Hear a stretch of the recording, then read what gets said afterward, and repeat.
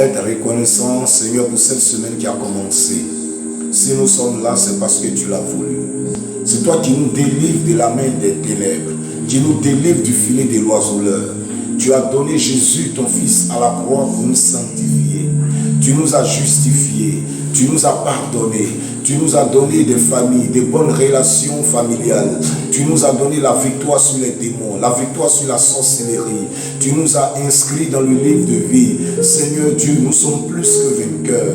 Tu es en nous. Toi en nous, nous sommes plus forts. Selon qu'il est écrit, Christ en nous, l'espérance de la gloire. Merci parce que par ton esprit, tu t'es formé en nous. Tu nous as équipés. Tu nous as davantage éclairés. Aussi nous te magnifions, nous te célébrons, nous t'exaltons, agneau de Dieu. Merci Père. Merci pour ta grâce sur nos vies. Merci pour cette journée que tu bénis. Merci éternel Dieu pour ce temps de dévotion et pour le temps de prière pour la gloire de ton nom. Papa, merci. Nous avons prié. C'est au nom de Jésus. Quelqu'un m'a répondu. Amen. Amen. Amen. Amen. Que Dieu nous bénisse. Amen. Si vous êtes réveillés, vous qui êtes les intercesseurs de vos maisons seront réveillées. Beaucoup souffrent parce qu'ils ne sont pas organisés. Dans leurs finances, ils ne sont pas organisés.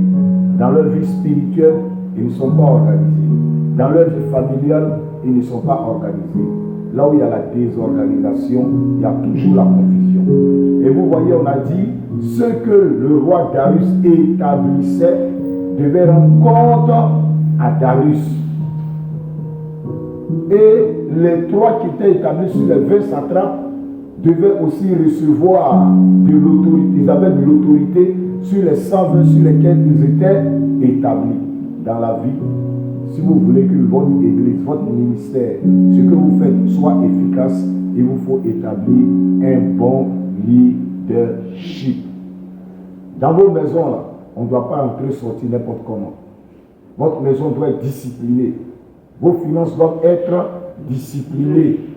Ce que vous faites doit être recouvré de la grâce et de la puissance de Dieu. Ça veut dire en toute chose, vous devez rechercher premièrement le royaume et la justice de Dieu. C'est ce qui concernait Darius. Mais le deuxième élément que je tire dedans comme enseignement, on dit Daniel avait en lui un esprit supérieur.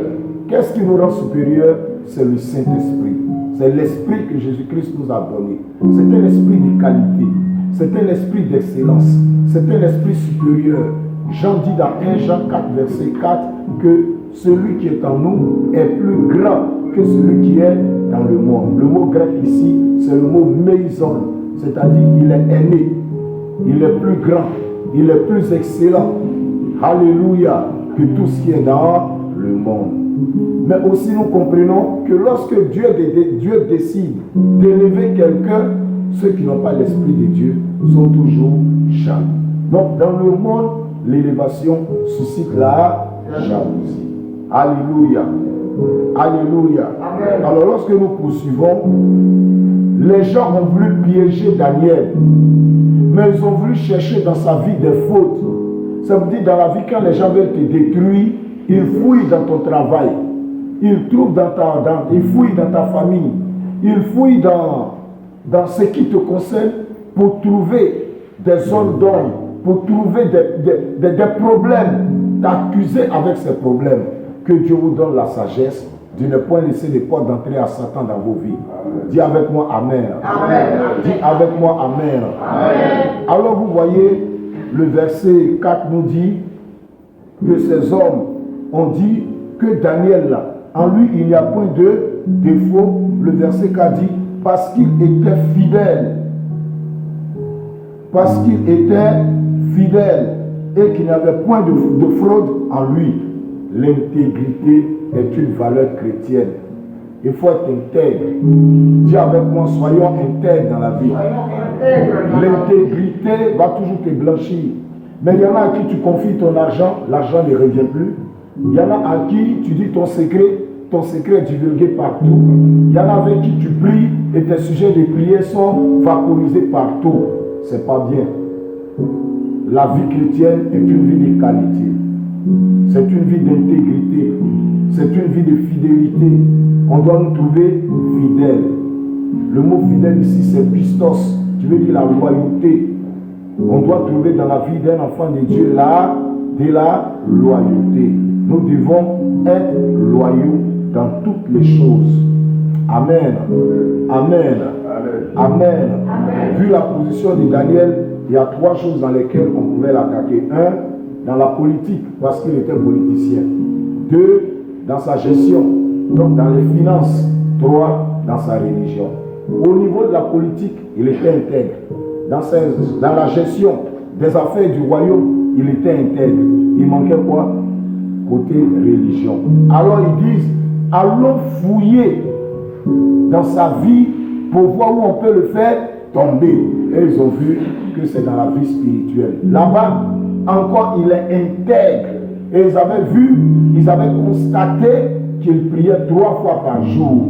Et que s'il y a quelque chose pour laquelle Daniel était prêt à mourir, c'était pour sa fidélité à son Dieu. Il préférerait bien mourir que de désobéir à son Dieu. Amen. Amen. Restez intègre. Continuez à demeurer dans la fidélité à Dieu.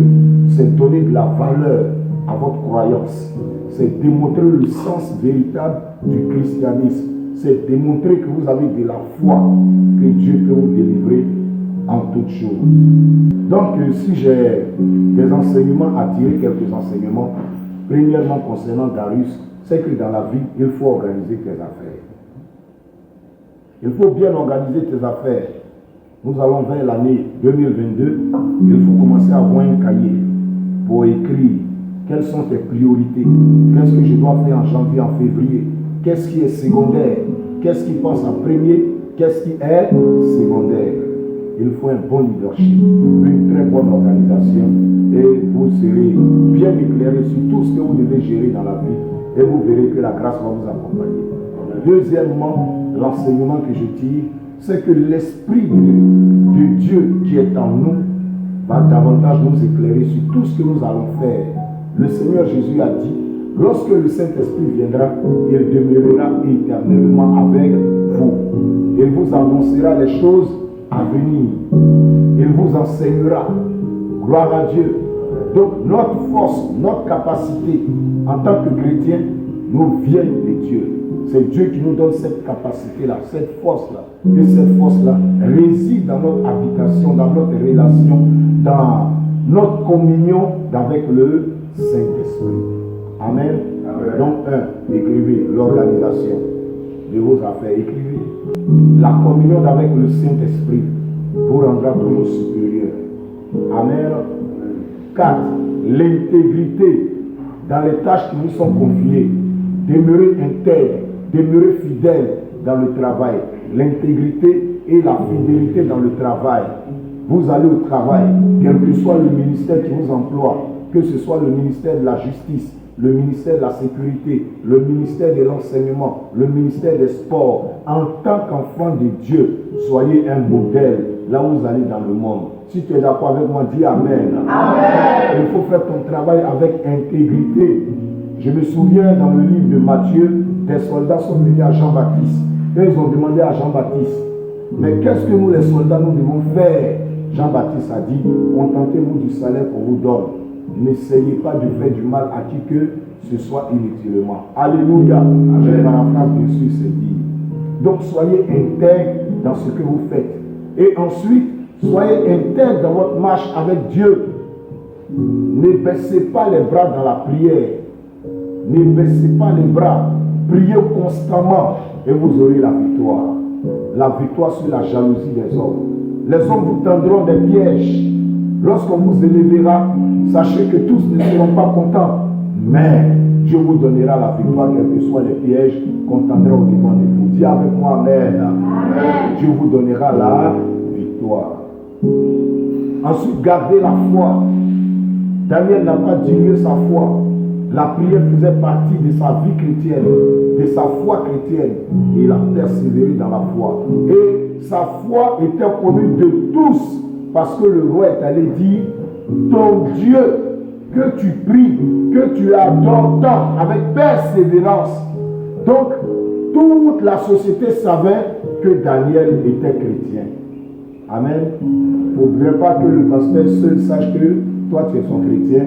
Et puis au dehors, on dit c'est un escroc, oh, c'est un voleur, oh, il est très cupide, cet homme il est très grossier, non il n'est pas bien, il est impudique, non il fait ceci, il fait cela. Ton témoignage doit même marquer le monde. Dans la parole de Dieu, pour être diacre, pour être serviteur, un même serviteur dans la maison de Dieu, la Bible dit que tu dois avoir un bon témoignage dans l'église, mais même de la part de ceux qui sont dehors, tu dois avoir un bon témoignage.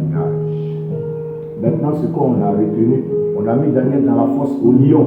Il est ressorti, le lion ne l'a même pas blessé, il ne l'a pas gratté un seul instant. Il n'a pas été effleuré, il n'a pas été touché, il est sorti sain et sauf. Que quelqu'un dise avec moi, waouh, je reviens pour dire ton Dieu a la capacité de te protéger et de te garder partout où tu seras. Là où il y a le danger, ton Dieu viendra toujours à ton secours.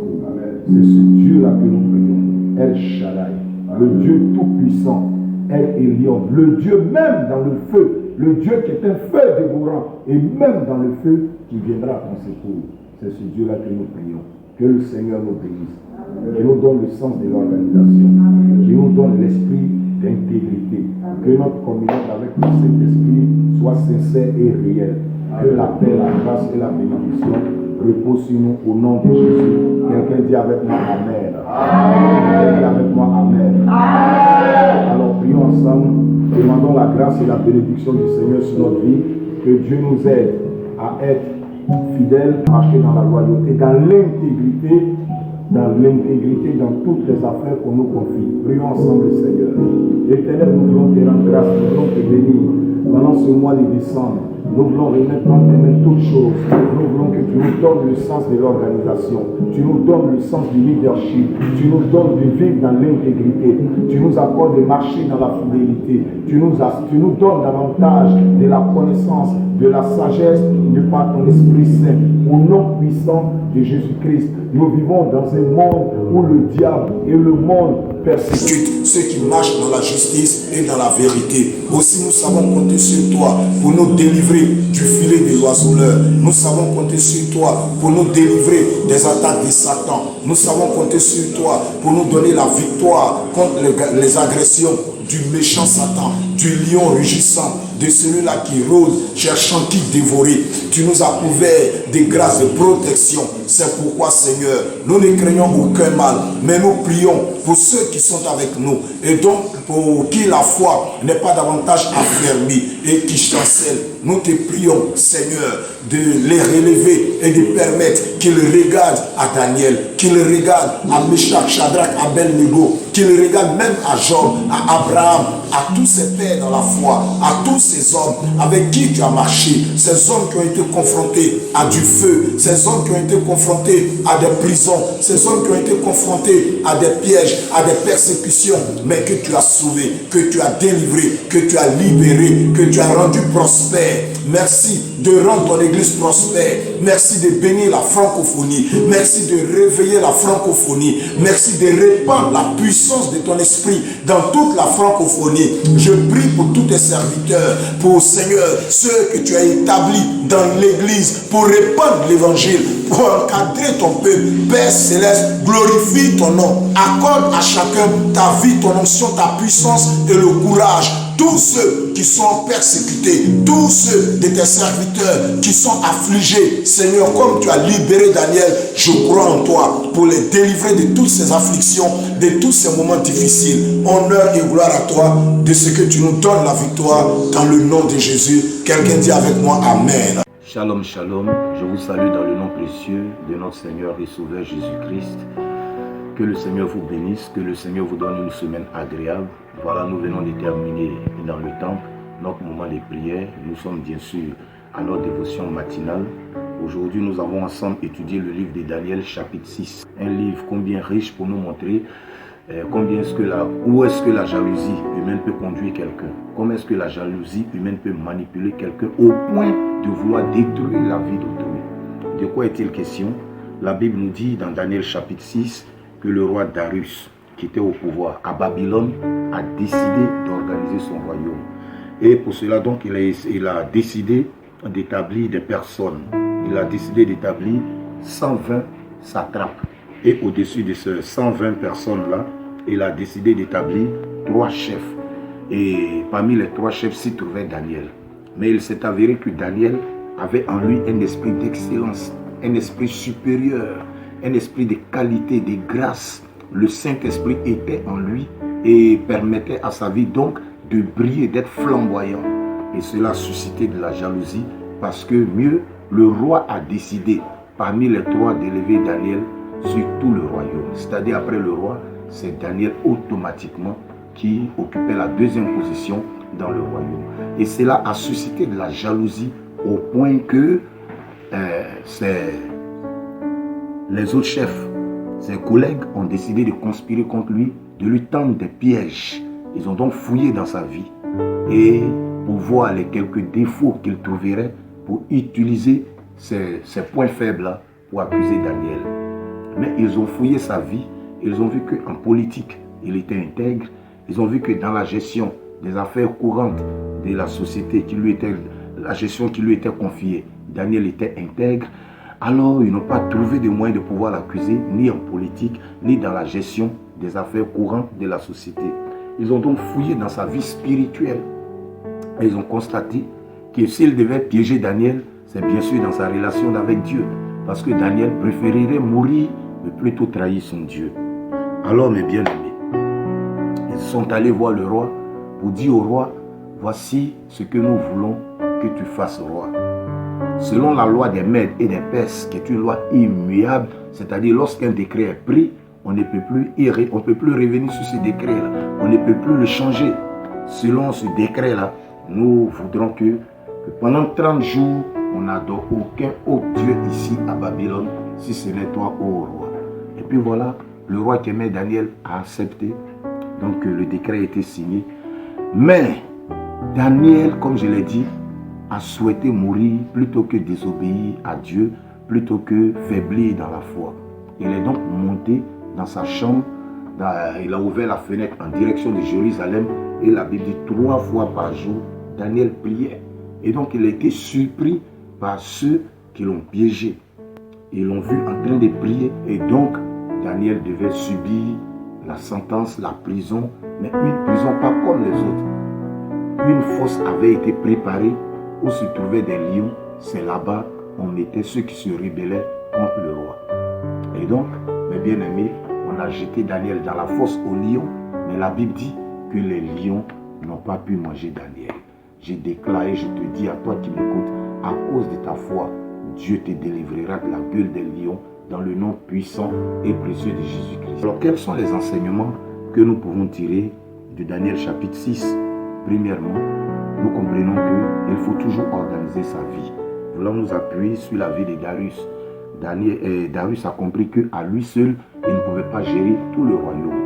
Une seule personne ne peut pas tout faire à la fois. Un seul pasteur ne peut pas satisfaire à 100% son peuple. Il a besoin de se faire aider. Un président de la République à lui seul ne peut pas satisfaire à 100% son peuple. Il a besoin d'un premier ministre, il a besoin des ministres pour l'aider à bien travailler. Donc, ici, le leadership, il est efficace. Lorsqu'il est efficace, il vous permet d'être vous-même efficace dans votre travail.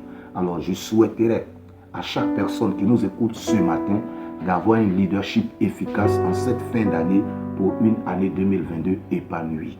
Ayez un cahier dans lequel vous définirez vos priorités, les choses prioritaires et les choses secondaires, les personnes avec qui vous devez marcher, les personnes qui pourraient vous épauler, vous accompagner afin que vous réussissiez dans les challenges de la vie. La vie est faite de challenges. Nous avons des défis dans le foyer, des défis dans le ministère, des défis même dans l'éducation de nos enfants, des défis financiers. Et à chaque fois, il faut être capable de répondre, il faut être capable de glorifier Dieu, il faut être capable d'exprimer le royaume de Dieu, montrer le royaume de Dieu en toutes choses. Le deuxième élément, on a vu l'intégrité de Daniel. Lorsqu'on vous confie une tâche, soyez intègre dans cette tâche. L'intégrité vous distinguera.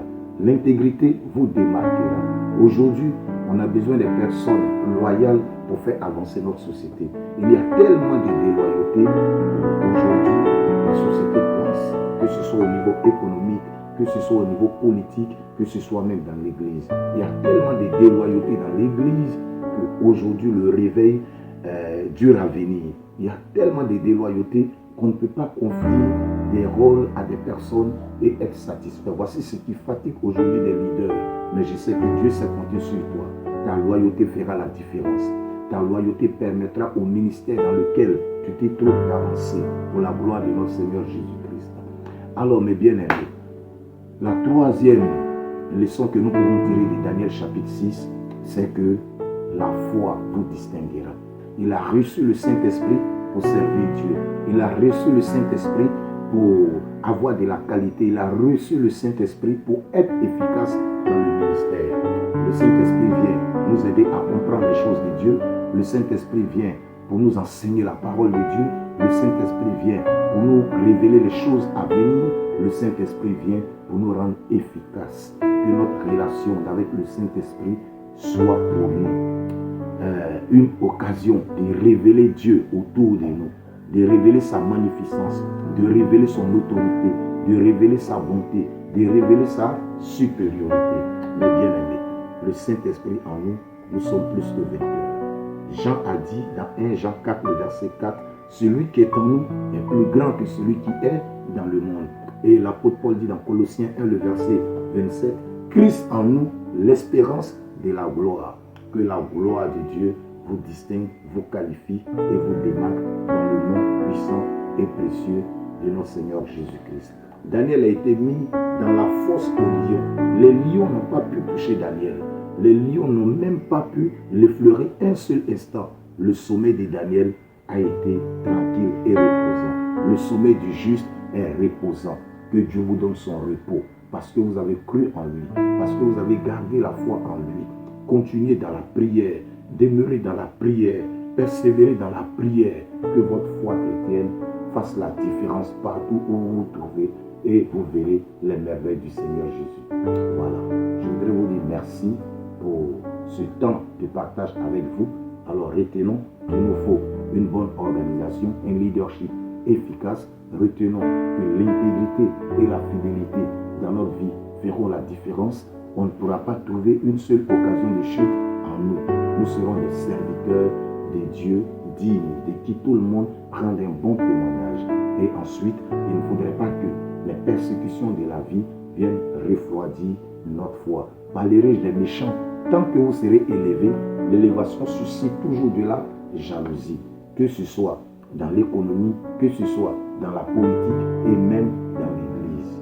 Bien-aimés, la persécution, elle existe, mais c'est ceux qui sont persécutés qui réussissent à vaincre la persécution, qui sortent vainqueurs des challenges que le monde retient. Soyez toujours des champions, que le potentiel qui est en vous soit éveillé, soyez toujours à l'image de Christ, que le Seigneur vous bénisse. Je vous souhaite un excellent mois de décembre, que la grâce de Dieu vous distingue. Soyez bénis au nom de Jésus-Christ. Amen. Alors je voudrais prier avec vous, si vous le permettez. Père, je vais te rendre grâce, je vais te dire merci pour la vie de mon frère, pour la vie de ma soeur. Je vais te bénir pour sa vie, je vais te bénir pour ses activités, je vais te bénir, Seigneur Dieu, pour le combat spirituel. Je vais te bénir, Seigneur, pour la victoire que tu lui donnes dans toute adversité, afin que ton nom soit glorifié. Merci de bénir sa journée et merci de bénir, Seigneur, tout ce mois, au nom de Jésus. Honneur et gloire à toi. Toi, Seigneur, qui nous donne la paix avec toi-même, qui nous donne l'amour, qui nous donne d'aimer, qui nous donne de pardonner. Accorde-nous de pardonner à tous ceux qui s'élèvent contre nous. Je crois par la foi que Daniel n'a pas manifesté ni de haine, ni de colère contre ses ennemis, et tu l'as vaillamment défendu, et ses ennemis ont été eux-mêmes dévorés par les lions. Nos ennemis tomberont dans leur propre piège. Selon qu'il est écrit, nos ennemis mangeront leur propre chair, ils boiront leur propre sang, parce que tu nous donnes toujours la victoire et la sécurité. Tu es le Dieu de la protection, nous te donnons gloire. Merci Père, nous avons prié, c'est au nom de Jésus. Amen. Que Dieu vous bénisse, que sa grâce vous suive. Au nom de Jésus. Amen. Bonne journée à vous.